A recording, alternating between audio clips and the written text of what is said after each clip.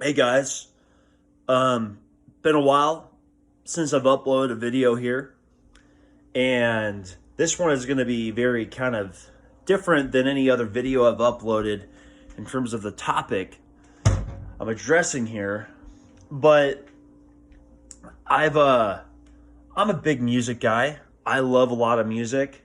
There's a lot of bands I love, a lot of artists I love.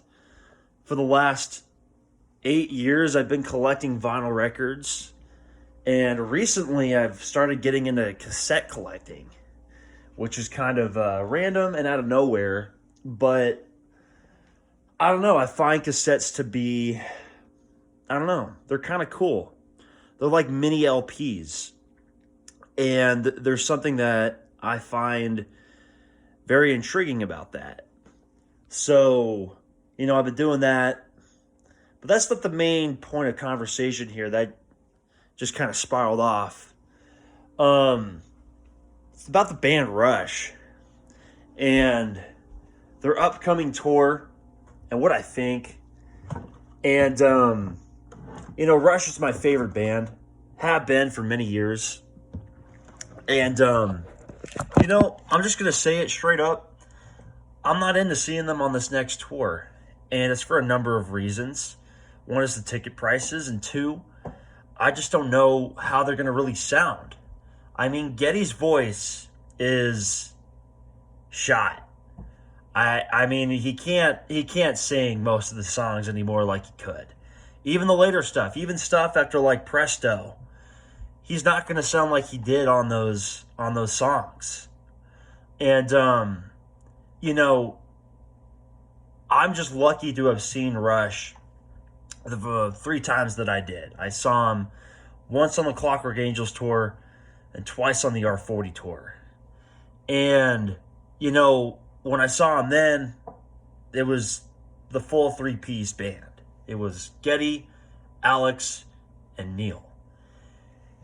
And on this next tour, it's not even the 3 original guys. It's this new drummer by the name of Annika Niles, who I never even heard of up until they announced this upcoming tour.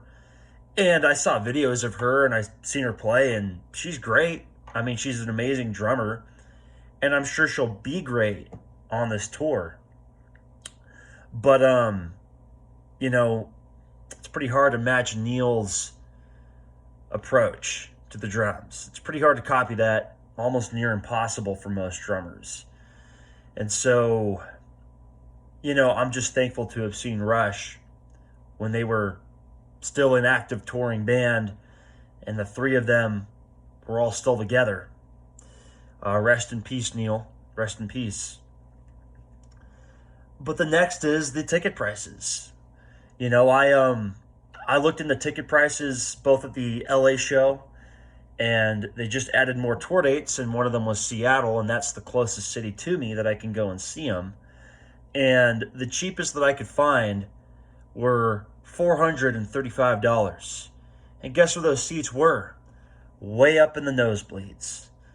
So you can't even really see the band when you're way up there. You can't really experience the concert that, is like experiencing the concert when you're down on the floor or in the lower bleachers for $435. And that's just one ticket. And then as you slowly work your way down closer to the stage, the tickets are over $1,000. I love Rush. I love Geddy and Alex. But not at that price. I'm not seeing anybody at that price. Doesn't matter who it is. I don't care if it's their last tour, which it probably is. And to be honest, it probably should be their last tour, because how well can Geddy sing? How well can he sing? Seeing him on R40, he could sing, but he was even struggling then too with quite a bit of stuff, even the later stuff. And that was 10 years ago.